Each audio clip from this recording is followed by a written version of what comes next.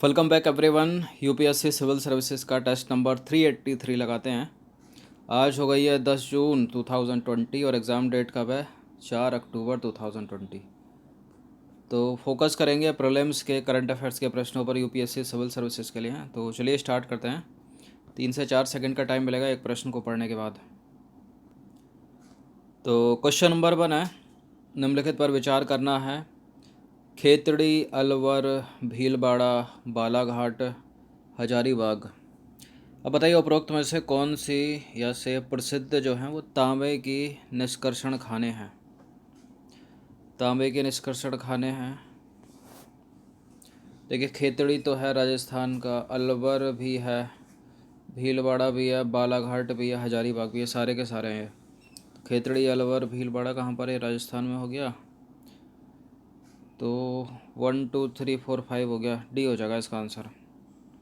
तो देखिए भारत के प्रसिद्ध तांबा निष्कर्षण खानों में राजस्थान का खेतड़ी, अलवर, भीलवाड़ा और उदयपुर शामिल है, और मध्य प्रदेश का बालाघाट और झारखंड में हजारीबाग और सिंहभूमि शामिल है। क्वेश्चन नंबर 2 पर आ जाइए। किसी न किसी वजह से न्यूज़ में तो प्रश्न इनसे ही पूछा जा सकता है। क्वेश्चन नंबर 2 है, एक तरफ है बॉक्साइट की खाने, दूसरी तरफ है संबंधित क्षेत्र और राज्य। बताना है कि उपरोक्त में से कौन से जो है वो सही सम्मिलित हैं। कटनी एक बॉक्साइट की खान है, उसके सामने मध्य प्रदेश लिखा है। मैकाल पर्वतमाला के सामने छत्तीसगढ़, कोरापुट के सामने उड़ीसा। कटनी तो मध्य प्रदेश में है बॉक्साइट की खान, और मैकाल पर्वतमाला झारखंड में है, छत्तीसगढ़ में ही है। कोरापुट उड़ीसा में है या वेस्ट बंगाल में? उड़ीसा में ही है। करेक्ट है तीनों के तीनों स्टेटमेंट यहाँ पर। तो देखिए भारत की प्रसिद्ध बॉक्साइट खाने मध्य प्रदेश के कटनी में और अमरकंटक में, छत्तीसगढ़ के बिलासपुर और मैकाल पर्वतमाला, और उड़ीसा के कोरापुट में स्थित हैं। क्वेश्चन नंबर 3 पर आ जाइए। निम्नलिखित कथनों पर विचार करना है। 2 स्टेटमेंट है यहाँ पर, बताना कि इनमें से कौन सा सही है। जब प्राकृतिक गैस बड़े चट्टानीय रिक्त स्थान के बीच पाई जाती है तो इसे शैल गैस कहा जाता है, और जब प्राकृतिक गैस लघु चट्टानीय भागों, शैल या बलुआ पत्थर तथा अन्य प्रकार की अवसादी चट्टानों के बीच छोटे छिद्रों में स्थानों में पाई जाती है तो उसे परंपरागत प्राकृतिक गैस मतलब सीएनजी के रूप में जाना जाता है। देखिए गलत है ये पहला, दूसरा वाला भी स्टेटमेंट पहला भी गलत है। इनको इंटरचेंज कर दोगे तो करेक्ट हो जाएंगे ये। क्योंकि जब प्राकृतिक गैस बड़े चट्टानी रिक्त स्थान के बीच पाई जाती है तो उसको परंपरागत प्राकृतिक गैस या फिर सीएनजी कहते हैं, और जब प्राकृतिक गैस लघु चट्टानीय भागों, शैल, बलुआ पत्थर तथा अन्य प्रकार की अवसादी चट्टानों के बीच छोटे छिद्र स्थानों पाई जाती है तो उसको शैल गैस कहते हैं। तो डी हो जाएगा इसका आंसर, कोई भी सही नहीं है इनमें।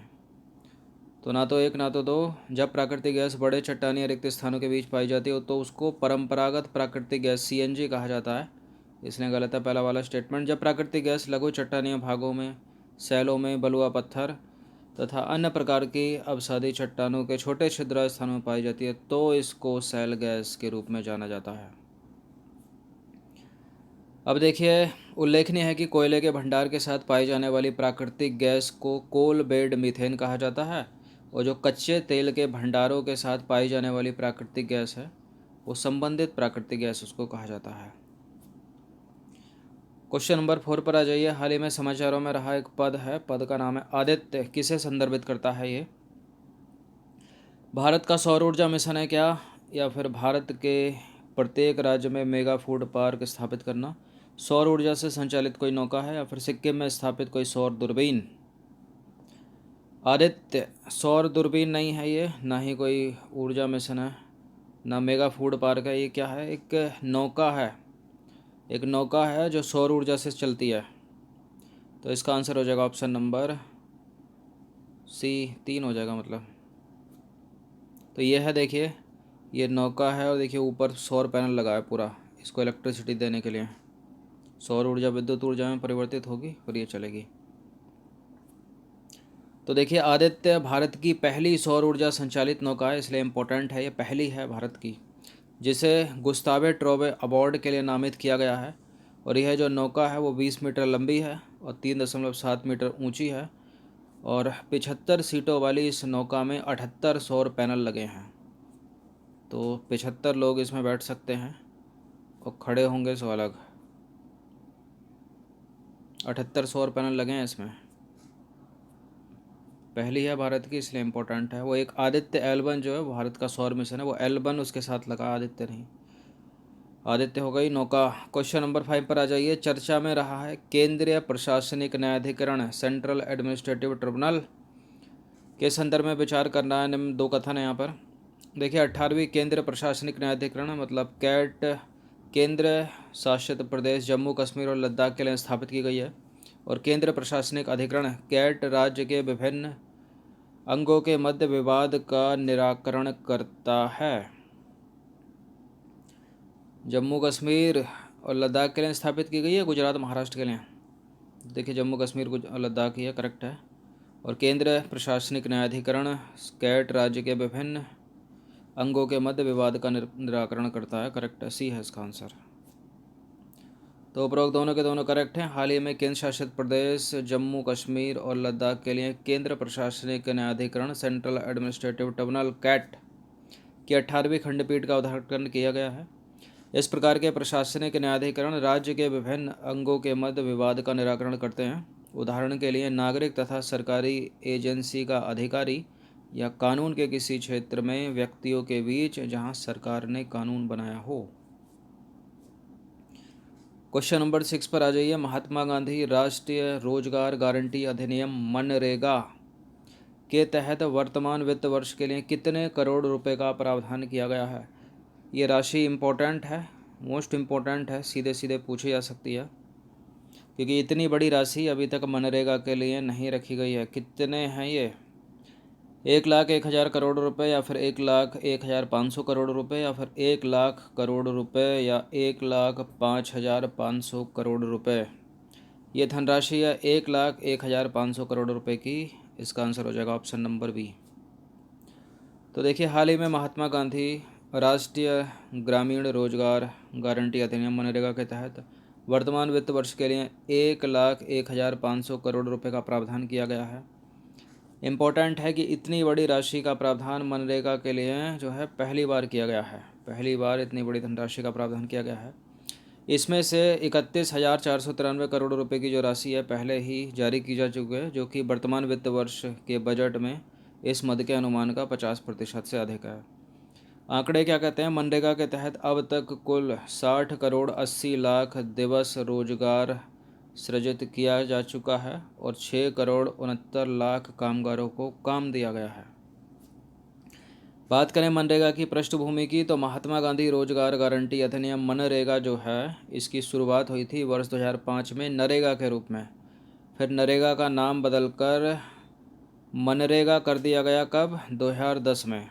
मनरेगा कार्यक्रम के तहत प्रत्येक परिवार के अकुशल श्रम करने के इच्छुक वयस्क सदस्यों को 100 दिन का रोजगार गारंटी युक्त रोजगार दिया जाता है और दैनिक बेरोजगारी भत्ता भी शामिल है इसमें। और साथ ही अगर 5 किलोमीटर से अधिक दूर जाना है काम खोजने के लिए तो परिवहन भत्ता भी मिलेगा। यह एक राष्ट्रव्यापी कार्यक्रम है मनरेगा।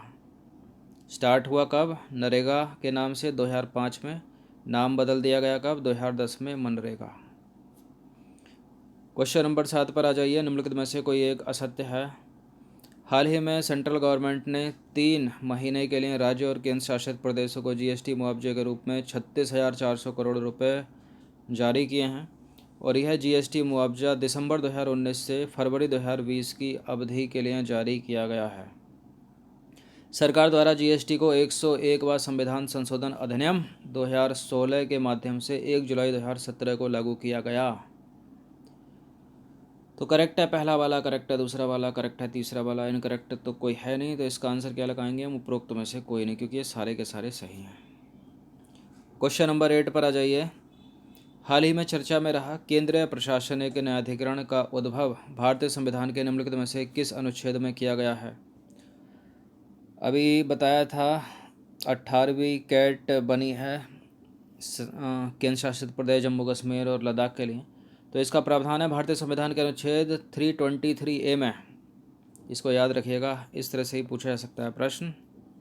तो प्रशासनिक न्यायाधिकरण का उद्भव भारतीय संविधान के अनुच्छेद 323A से हुआ है, जिसके अंतर्गत केंद्र सरकार को केंद्र और राज्यों के कार्य संचालन के संबंध में सार्वजनिक पदों पर नियुक्त व्यक्तियों की भर्ती और सेवा शर्तों के बीच जो विवाद होते हैं, जो शिकायत होती है, उनके निपटारे हेतु प्रशासनिक न्यायाधिकरण स्थापित करने की शक्ति प्राप्त है। किसको? सेंट्रल गवर्नमेंट को, अनुच्छेद 323A के तहत। अब आ जाइए क्वेश्चन नंबर 9 पर। पल्स ऑक्सीमीटर के संदर्भ में निम्नलिखित में से कौन सा सही है? पल्स ऑक्सीमीटर एक ऐसा यंत्र है जिसके माध्यम से मानव शरीर में ऑक्सीजन की मात्रा का पता लगाया जा सकता है। इसे उंगलियों में, नाक, कान में क्लिप की तरह लगाया जाता है। इसमें लगा सेंसर रक्त में ऑक्सीजन के प्रवाह की मात्रा का पता लगाने में सक्षम है। उंगली, नाक, कान में लगाया जाता है, कहीं और लगाया जाता है? ये करेक्ट है, ये भी सही है, सारे सही हैं। डी है इसका आंसर। तो ये दिख रहा होगा आपको, देखिए इस तरह से। तो यह एक ऐसा यंत्र है पल्स ऑक्सीमीटर जिसके माध्यम से मानव शरीर में ऑक्सीजन की मात्रा का पता लगाया जाता है और इसे उंगलियों में, नाक, कान अथवा पैरों की उंगलियों में क्लिप की तरह लगाया जाता है। इसमें लगे हैं सेंसर जो रक्त में ऑक्सीजन के प्रवाह तथा रक्त में ऑक्सीजन की मात्रा का पता लगाने में सक्षम है। Pulse oximeter. क्वेश्चन नंबर 10 पर आ जाइए। एंथ्रोपोजेनिक एरोसोल के संदर्भ में कौन सा सही है? एंथ्रोपोजेनिक एरोसोल जो हैं वो मानव जनित एरोसोल के उदाहरण हैं।